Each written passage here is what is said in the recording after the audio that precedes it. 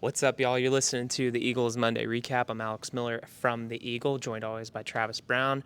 We're inside Kyle Field following Jimbo Fisher and a couple Aggie players press conference, of course. Travis, the big news, which is probably good news for A&M fans, it sounds like Max Johnson is expected to go this week against Mississippi State. Yeah, Max Johnson's taken a beating this year. A&M quarterbacks have taken a beating the last 2 years. Last year, they led the nation in hits with 44, according to Pro Football Focus. They're already at, I believe it was 33 this year, according to Pro Football Focus. Max Johnson took 4, and by that last series, he didn't look right. He was hobbling around and was kind of, it looked like he was really disappointed on the pitch, which I'm sure he was, but he also looked like he was just trying to breathe, trying to, function a little bit. So a lot of questions on if he is hurt, if he'd be available this weekend. Jimbo Fisher said that he said it is day-to-day, said we'll see how it's going to go, kind of those vagueness, but did say he expects him to play this weekend. So we'll have to see as the week progresses.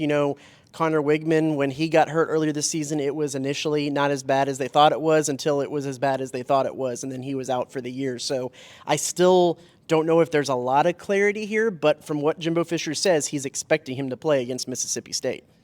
If Max somehow is not available to go, of course, it looks like Jalen Henderson, the transfer from Fresno State, will get his first action. Actually, I think he played a little bit in one of the games, but very little. And then, of course, they do have Marcel Reed, the freshman from Tennessee, who he has not played this season, but at this point of the year, there's 3 games left in the regular season. If you get bowl eligible, that's 4. You wouldn't have to burn his red shirt if you did want to play him, of course. Sure. Jalen Henderson is an interesting one. I asked Jimbo Fisher a little bit about how do you recruit a guy? He only had 5 games played at Fresno State. He was a backup there. How do you recruit a guy that doesn't have a whole lot of college film like that through the transfer portal? And he said it's a lot of connections. It's guys that know guys that can get you tape of him in high school working out with a private instructor, things like that. They have a lot of confidence in the guy for how little he's played in college. He did have a little bit of action at the end of I believe it was the ULM game earlier this year, and got to see the field, Kyle Field, and get out there. He looked pretty good from what we were able to see in fall camp, at least just with arm strength and the ability to make some throws. So that would probably be the option. The thought of would you maybe run Anias as a wildcat or something like that was pitched out there to Jimbo. He said no. It would be Jalen and Marcel would be in that mix as the 3 and the 4 in that situation. Good news, too, for A&M. Le'Veon Moss, it sounds like he didn't tear anything when he went down with an apparent leg injury. Looked like it might have been concentrated near that knee. No tear, not going to need surgery. It sounds like we'll see where Le'Veon's at, but it doesn't sound like it's season-ending necessarily. Yeah, you'll always have to see. You never know how much gamesmanship is going on with these things at the press conferences. But they said it wasn't a tear; it was just swollen up and banged up, and so But we've heard that Ruben Fothery has just kind of been banged up, and he hasn't played the entire season, or Tony Grimes, 2 more people that were kind of brought up today to Jimbo Fisher, and he said Tony Grimes isn't going to play for the rest of the year, and those guys just haven't recovered from injuries, and so I do think Le'Veon, with no tear, it would seem probable that he would return back this season, but something, again, we'll have to see as it goes game to game. The other interesting thing, though, that I think was the interesting thing about all this, I started this by talking about how many hits A&M's quarterbacks have taken the last 2 years. And so some questions asked about the amount of quarterbacks that A&M has lost due to injury over the last 2 years. You had Haynes King with the broken leg 2 years ago, then Haynes King with the turf toe, Max Johnson with the broken hand, Connor Wigman with the broken foot this year. Maybe Max Johnson is dealing with something now. There's kind of 2 sides of this that I think is interesting. First, the fact that the question was asked if the offensive line needs to be adjusted because of the amount of contact A&M's quarterbacks are taking and result of that being injuries. And he said, well, the result of that isn't necessarily injuries, because he named, the turf toe was just getting his foot in the ground the wrong way, Haynes King, and twisting it. The broken leg was when he was rolling out on a quarterback run and a guy hit him funny out in open field. You had the thumb. Max Johnson was outside of the pocket and made a throw, if I'm not mistaken, and hit his thumb on a helmet, which is, as he kind of said, a freak accident. So there is that side of it that, yeah, most of the time that these quarterbacks have gotten hurt over the last 2 years, it's been outside of the pocket, outside of the protection of the offensive line. But there is also that fact that they are the most hit quarterbacks in the country when you look at pass blocking efficiency. And so over the last 2 years. And so Jimbo Fisher said they're not planning on doing anything different with the pass blocking, with the offensive line, changing anything up, because of the fact that these injuries have happened outside the pocket. Connor Wigman's did. Connor Wigman's was a blown blocking assignment that a guy ran free and hit him in the ankle. That was actually one where that questioning could come into play, but he said they're not going to do anything different. It's a little interesting because something isn't going right with how many hits the quarterbacks are taking. So yeah, that'll be interesting to watch as the season continues. As the great Jerry Fraley would say, what a beating. But it's been a beating for A&M's quarterbacks this season. There's no doubt about it. And, I got to give kudos to Max Johnson, though, because as much as he's gotten beat up, he just goes back out there and plays whether he gets the job done or not. And, for the most part, they did pretty well in that second half against Ole Miss. We, of course, didn't get to talk after the game because I wasn't there. But, what stood out to you about the A&M offense and having a couple days to digest it, because that was by far their best second half performance of the season? It was by far the best offensive line performance that they've had in that second half of any half this season. And I've said from the beginning of the season, this team is going to go as the offensive line goes. If the offensive line is bad, the game results are going to be bad. It was as good of an offensive line performance that they've had. They were able to run the ball between the tackles really well, which is something that they haven't been able to do. And they were able to do it really without Le'Veon Moss in that second half, who is their strongest running back. They did it with their more speed, more finesse running backs, and they were able to run right through the tackles pretty well, which is interesting. So I think the offensive line play is what really made it. And then they were able to get a couple other guys involved in Ja'Day Walker and Noah Thomas a little bit to help compensate for the load that Anaya Smith has had to carry over the last few games and give the defense some different looks to not have to just stick right on Anaya Smith the whole time. I do think that for as many times as Max Johnson has thrown off his back foot and had, kind of looked like he was shying away from the pressure and not delivering a good throw, there's been a lot of throws this year where he stepped up in the pocket, stood tall on his front foot, and delivered a pass as he just took a shot. And so for every bad off the back foot pass, there's been a really good staying in there and taking the hit pass. So I don't think you can necessarily critique him for that, especially with the beating he's taken. There was a couple of those at Ole Miss too. There's a couple that he threw off his back foot, but there was a couple that he stood in there and took a shot and delivered a really good pass. So I think all of those things came together for a really good offensive second half for A&M. And they had to. There's only one way to go from the first half, and that was up, because that first half might have been about one of the worst halves of football A&M has played. It was really so bad. there was only one way to go up. They just took it way up in the second half. Yeah, you can't call Max Johnson a weenie or any other synonym of that sort. But I thought it was interesting. We heard from Albert Regis and we heard from Ernest Crownover. Those are the two players that talked today. A couple of big picture questions posed to Albert in particular that kind of stood out. The first was, do they still have faith in Jimbo Fisher and what he's doing? And there's a lot of angst disgruntledness, disappointment, frustration, I think, among. Disgruntledness. That's probably not a word, but hey, Shakespeare made up like 25,000 words, so why can't I make up one? Okay?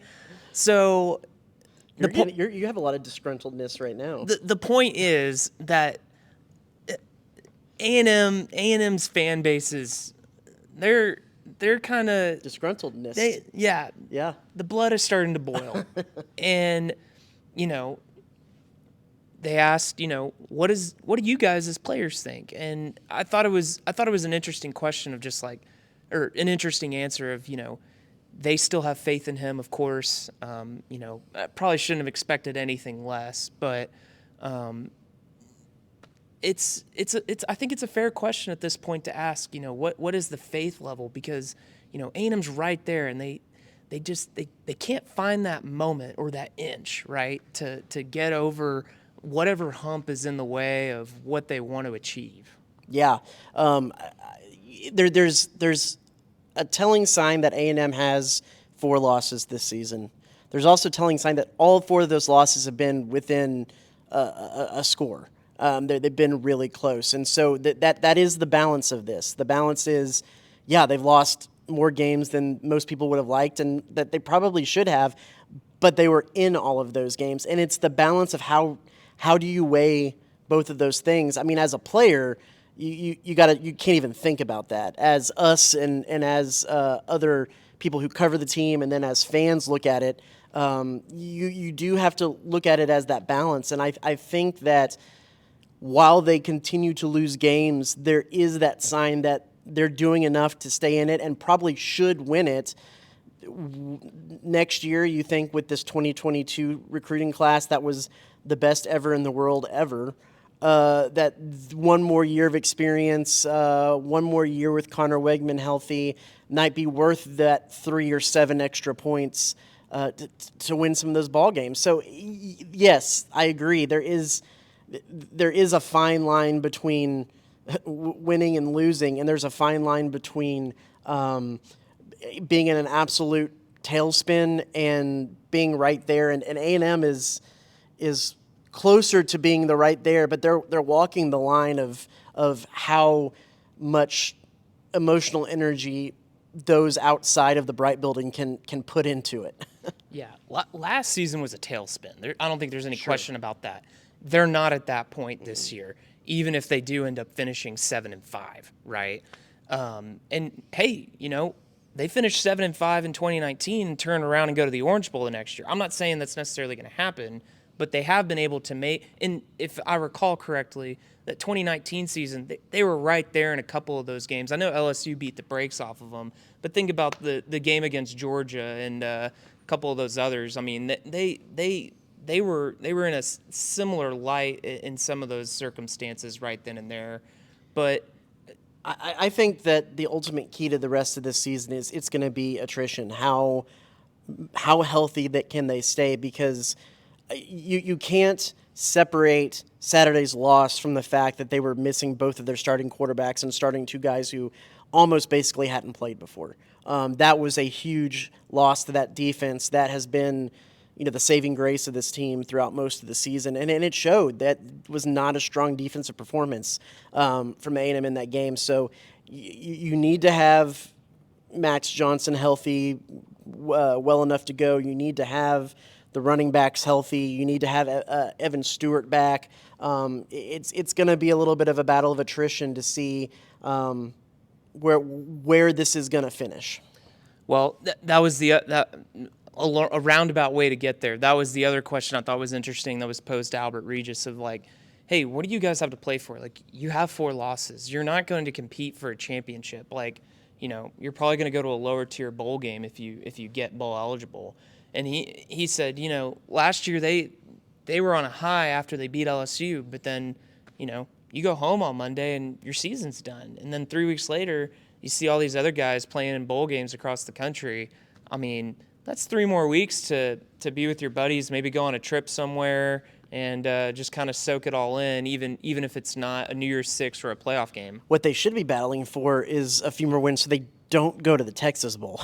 I know that that the SEC picks these games, and it's always going to be an appealing one from a ticket sales standpoint to send A&M just down the road where there's a high concentration of A&M fans, and it's against the Big 12, the former conference. I get that, but for these players, getting to go somewhere and have that bowl trip is always a reward. It's always been talked about as a reward for a good season, or for the effort that they put into the season.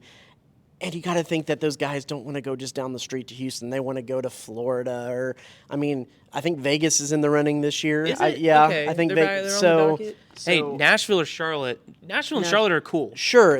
Go to one of those places where you get to do something fun and not do like the whatever there is that they normally do down in Houston, because most of the team is from down there. So I think that, selfishly, I think that's what we are, watching and hoping that we don't just have to drive down to Houston. We get to go have a nice trip. But yeah, I think that's something, getting that bowl trip, even well before the NIL era, has always been like, this is the reward. This is what you get to go do for your hard work in the season. I think there still is some of that, and that's what they'll be fighting for. Get a cool fossil watch There with you the go. bowl emblem or whatever. Hey, if all else fails, A&M basketball season starts tonight, Travis. What's one thing you're looking for from the Aggies tonight? I'm just looking at the rotation. That's always what you look at early. Who's going to get the minutes? Who's some of the guys that are new that are going to stand out and be an integral part of all of this? Who are some of the freshmen that might get to see some time? And then from a statistical standpoint, looking at the box score from the super secret scrimmage and from the exhibition game, if they can limit turnovers. They've had a lot of turnovers in those two games. They can limit the turnovers. I think they'll be in good shape. All right. Well, hey, that's going to do it for us today on the Monday Recap. Be sure to check theeagle.com for all of our coverage on A&M football and other things. So we'll be back next week. Well, I guess we'll be back Saturday when we're here. And we won't have to wake up at the crack of dawn. Thank you, SEC, for giving A&M a night game. So that's all for us today. We'll see you next time.